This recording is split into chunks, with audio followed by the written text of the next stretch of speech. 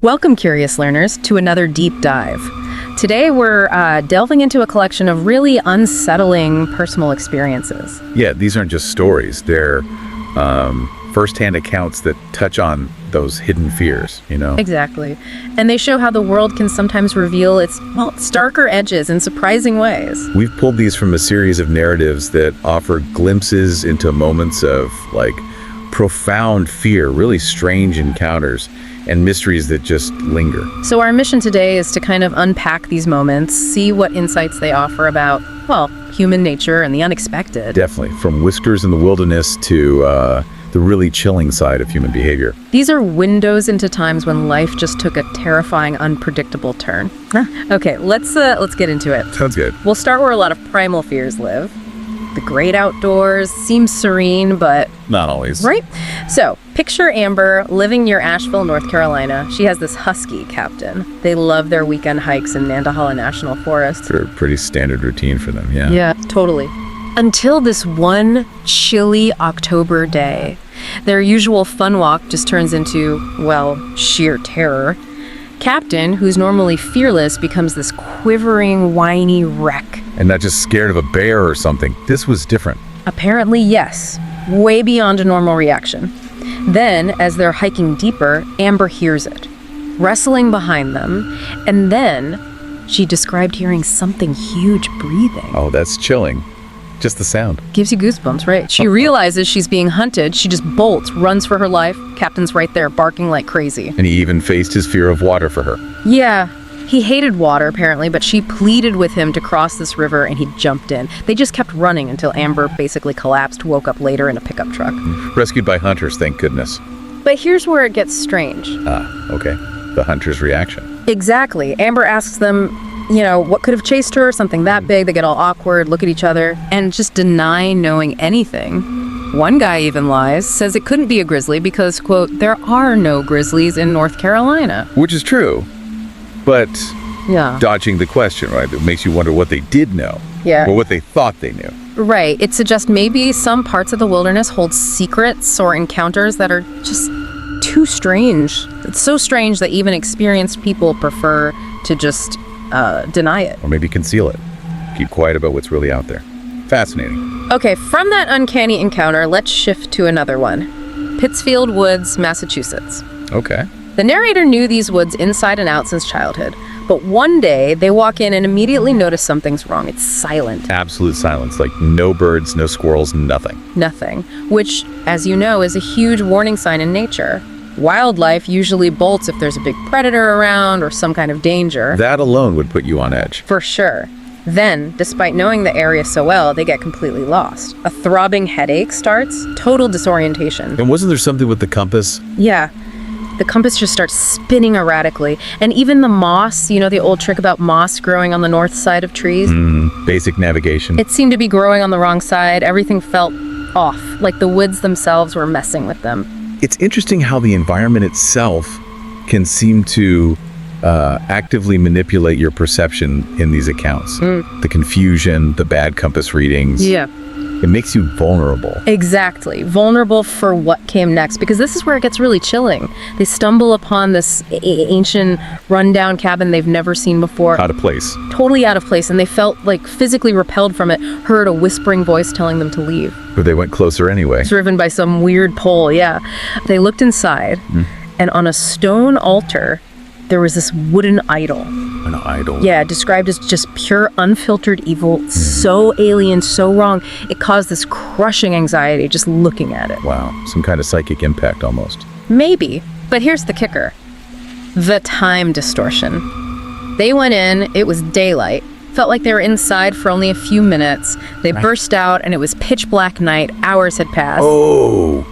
Okay, that level of disorientation, losing time like that, it really amplifies the fear, doesn't it? It makes the encounter feel truly inhuman. Definitely. Your brain just struggles to process it. Okay, so from these natural mysteries, let's pivot. We're going into the maybe even more chilling realities of human behavior now. Right. Sometimes the monster isn't unknown, it's us. Exactly. Let's look at an account from World War II. This came from a grandfather, recalling when he was just 18, pinned down for 6 terrifying hours by a German sniper. This was during the invasion of Germany, late 1944. October 1944, yeah. Their radio man gets killed right away.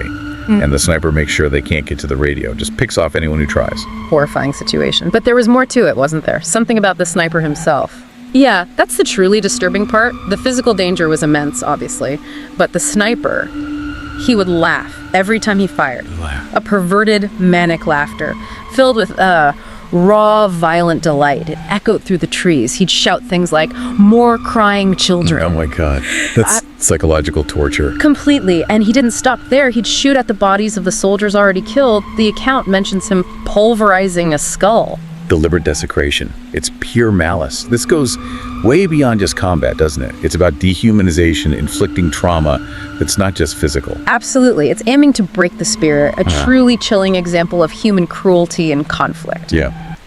Okay, where do we go next? Another kind of human darkness. Yes. A really disturbing case involving deception and a missing child. Nicholas Barclay. Ah, I know this one. Vanished in 94 from San Antonio. 13 years old. That's the one. 3 years go by. Then, October 97, a young man turns up in Spain, says he's Nicholas, claims he escaped from a child trafficking ring. The family is contacted. Nicholas's half-sister, Carrie, flies over. She's overjoyed. But there are immediate red flags. Big ones. The appearance, right. Nicholas was blonde, blue-eyed. Yeah. This guy. Dark hair, dark eyes, and a French accent. Completely different. The new Nicholas claims his captors used chemicals to change his looks. And the family bought that. His mother and sister, at least initially, yes, they were so desperate to have him back, they just accepted it. It's hard to fathom, but... Hope can be blinding, I suppose, especially after that kind of trauma. But the truth eventually came out. It did. A private investigator got suspicious. He noticed the ears were different in photos. Fingerprints and DNA confirmed it. So who was he? He was Frederic Bourdin, a 23-year-old French serial impersonator. Guy had faked hundreds of identities. He even admitted he made up the trafficking story to get media attention, to make his version of Nicholas seem more real. Unbelievable. But the story gets even darker, doesn't it? With the family's reaction. Yeah, this is maybe the most disturbing part. After they found out he was an imposter, they apparently tried to keep him. Keep the imposter. That was the report. This odd reaction made the police very suspicious. Then things got even murkier. Nicholas's older brother, Jason. The one who first reported Nicholas was back. Yes.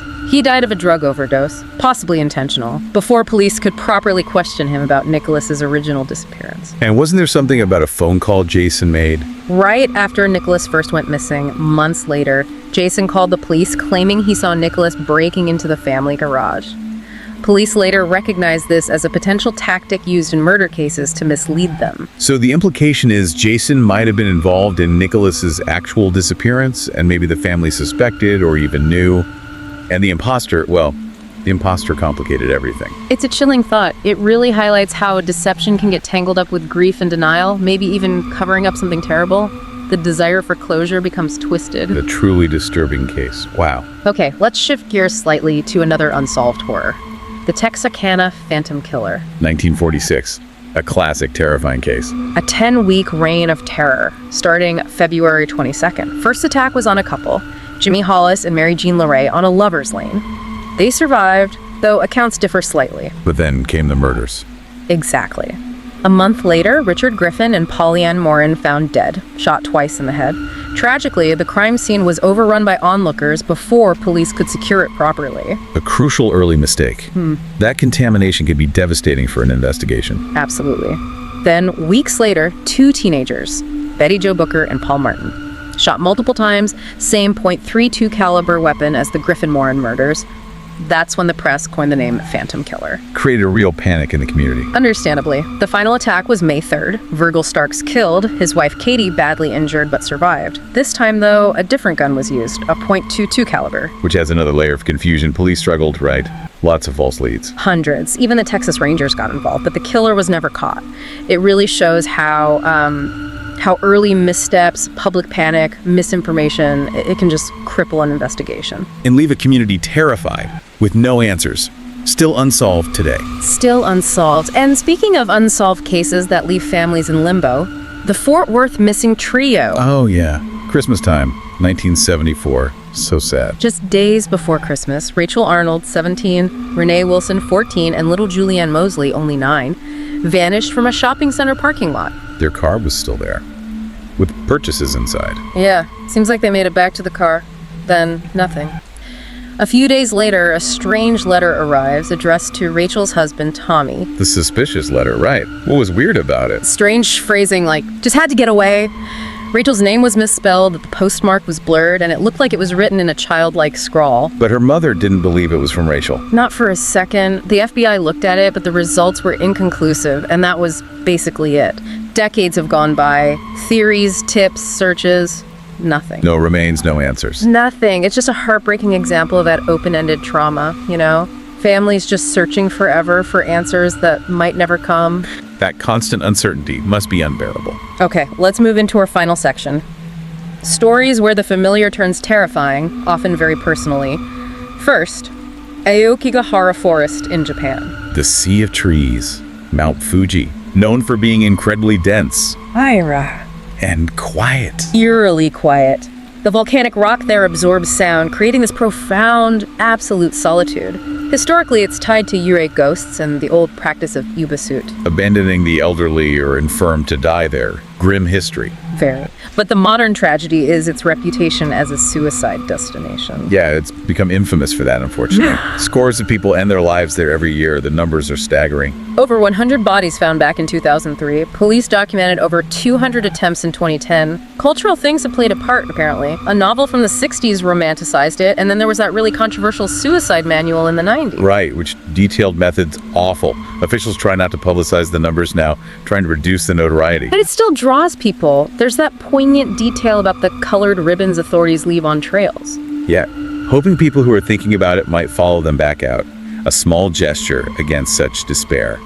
It really makes you think about how culture and individual tragedy intersect, and how society tries or struggles to respond. And it got a lot of global attention recently, unfortunately, because of that Logan Paul incident. Oh, right, the YouTuber who filmed. Yeah. Yeah, that caused a huge backlash.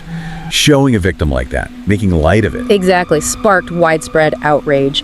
Brought the forest's sad reality into the spotlight in a really controversial way. Definitely a sensitive place with a heavy legacy. Okay, next, a much more personal kind of intrusion. Boston. A young college grad moves to the city, finds an apartment. Facebook Marketplace, right. But she got bad vibes from the landlord. Instantly. Described him as creepy looking, lazy eye, bad teeth. Tried to ignore her gut feeling, but then weird stuff started happening. Things going missing, loud noises she couldn't explain. Setting the stage for something worse. Then she has this terrifying sleep paralysis experience. Wakes up, can't move, sees this tall, thin, pale monster going through her dresser. Classic sleep paralysis hallucination, maybe? Or I'm not. Because a couple of days later, she wakes up again, instinctively looks over. The figure is there again, same spot, but this time, she realizes she can move. oh wow. So it wasn't sleep paralysis. No.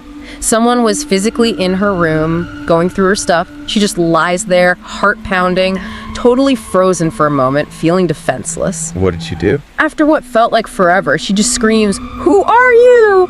The intruder tries to run, but she jumps up, tackles him, pins him down, starts fighting him. Adrenaline kicked in. Big time. After a few punches, she hears this voice, "Please stop, you're gonna kill me."